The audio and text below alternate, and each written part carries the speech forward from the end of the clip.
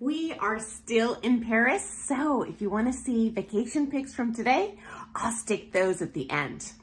Okay, today's ballroom dance story. From the very first day, I decided I wanted to compete, and I'm talking amateur newcomer. I practiced 2 hours a day, 7 days a week. My partner would show up 95% of the time, but even if he wasn't there, I was on the floor doing 2 hours a day. And frankly, I have always been such a ballroom dance addict. I would have done that before I started competing. One of the benefits of competing is you have a motivated partner who's actually going to show up. I'm willing to do that with you. So yeah, that's what I did. I also spent an hour every morning, 5 or 6 a.m. before work, working out. So light free weights, group fitness classes, cardio.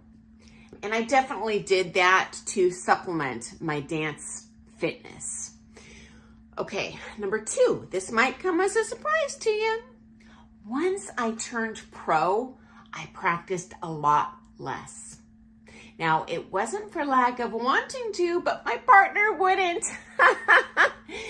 And you know what, guys? In his defense, first of all, the only reason he got into competing with me to begin with was he wanted to get good enough to teach. So once he started teaching, like many people that turn pro, he didn't really care about improving anymore, practicing. He was just happy as a clam teaching.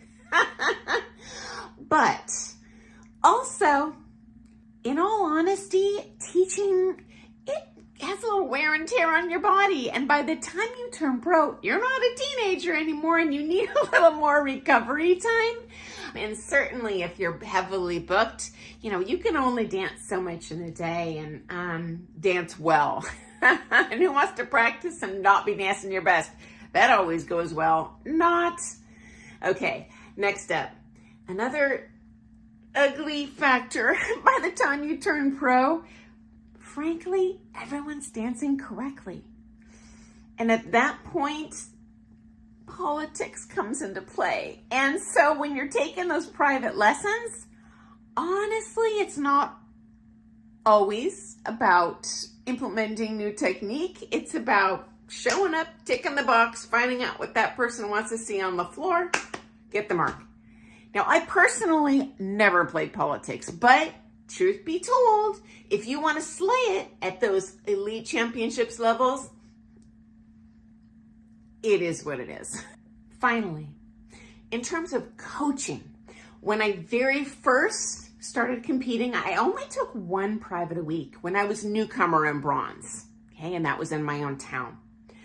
But when I started competing at silver and I was like, I want to win nationals, frankly, that wasn't enough, nor did we have the skill level of coach at that time in my whole state to make that magic happen. So in addition to my 1 home coach lesson a week in town, I drove to Seattle, which is about a 3-hour drive from here, depending on traffic, could be longer, every single week to do just 1 set of comp rounds with other competitors. And at that time, we had a wonderful studio up there that would bring in international coaches once a month. And so I would book as many lessons with those coaches as I could every single month. So in addition to that day of comp rounds where I just drove up for an hour, drove back home, I would go up there and spend 1 day a month taking minimum of 6 lessons. I would take as many as I could get though, often 12 plus lessons in 1 day. Cram, drive home. Okay. Now, once I got to that gold level, I had to take it up another notch. In addition to driving up to Seattle when they were still bringing in coaches at that studio, I flew to New York or London every single month for coaching. When I flew to New York, I would take a minimum of 6 lessons a day, and I would stay for 9 days straight, like clockwork. That was my schedule. Flying to England, I would do the same thing in terms of number of lessons I could cram in a day. But I would stay a minimum of 2 weeks just because it's super expensive to go back and forth over there. That plane ride is a big old pain in the keister, so you just want to kind of get your money and time worth for going all the way over there. So yeah, that's what I did. So I hope you found that to be interesting, and I look forward to seeing you first thing tomorrow morning for some more Things Ballroom Dance, guys. Happy dancing. Bye.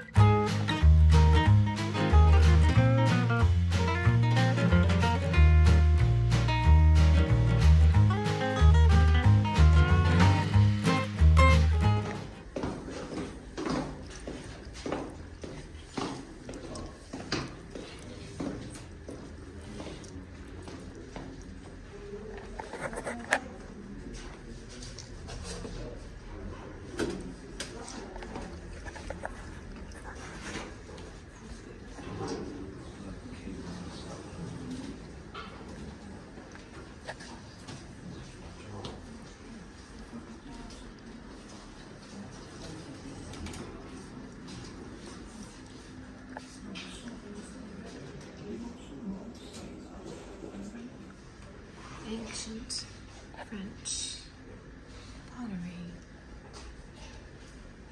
I've decorated this one.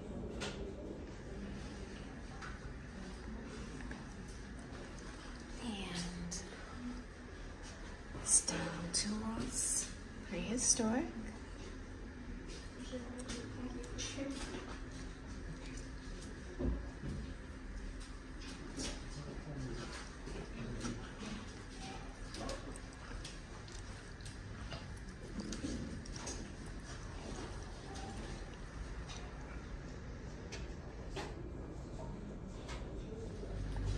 A little tired?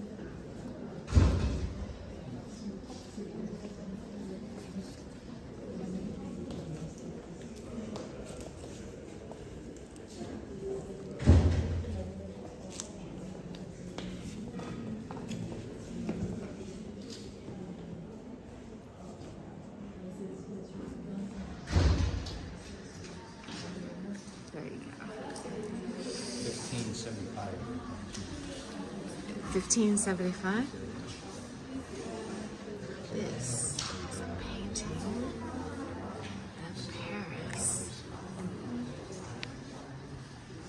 from the 1500s.